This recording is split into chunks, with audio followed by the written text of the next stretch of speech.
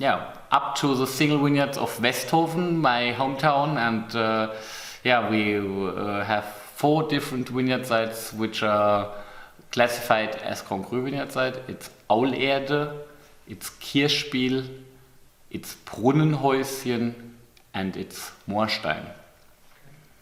Aulerde, that's the warmest vineyard site of my village Westhofen. Heavy clayish topsoil, of course the influence of limestone, but not a rocky underground. And the important thing of Aulerde is also that the wines are quite old, planted in the beginning 50s, very old wines, very low yields through this, and a very complex yellow fruit texture. A lovely wine which is always charming and a little bit easier to understand when it's young, and never too big but rich in texture. Second wine is Kirchspiel. Kirchspiel, it's a neighbor vineyard site. It's just 200-300 meters away from the Aulerde, but totally different in taste.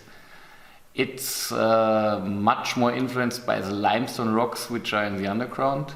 It's a heavy clayish topsoil, and Kirchspiel wines are always more spicy, more exotic in its aromatics, and they have more length. It's more salty, and it's wine which has to be stored a little bit longer, and a wine which is a combination of intense aromatic complexity and refreshing aftertaste.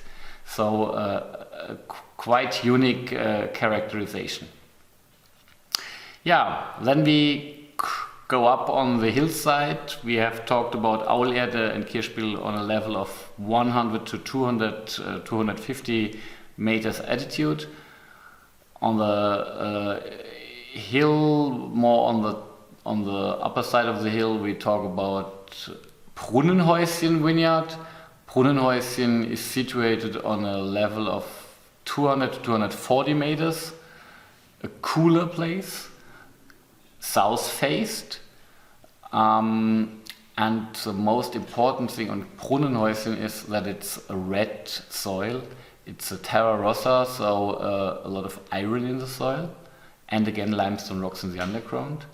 And through this wine, which is intense, which is a little bit more creamy and full-bodied, with a very salty and long developing aftertaste.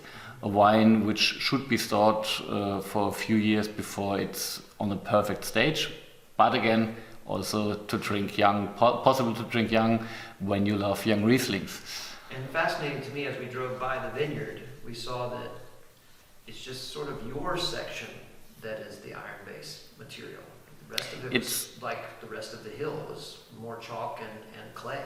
True, it's a little part in the hills of Westhofen where you find these red colored soil. And it's a unique piece. It's something special in our village, and I'm quite proud of it because of this uniqueness, for sure. It certainly was very unique in the flavor profile, different than all the others. Very cool. Right. And on to Moorstein, yes? Yeah, Moorstein, Westhofen, that's the most famous vineyard site we own, I personally think. The dry Riesling characterization of Moorstein is, of course, there is a lot of intense flavors because of these long hanging times of the fruit. It's a cool place, so we always have the west wind coming over, and it's south faced, and we have a very heavy clayish topsoil, limestone rocks again in the underground, and through this vegetation period is quite long. Fruits getting all these intense aromatics through this, and you could also find this in the wine. It's yellow fruit driven, but in a complex way, and it's influenced by this clay and limestone in a very special way. When it's young, it seems sometimes quite massive and intense.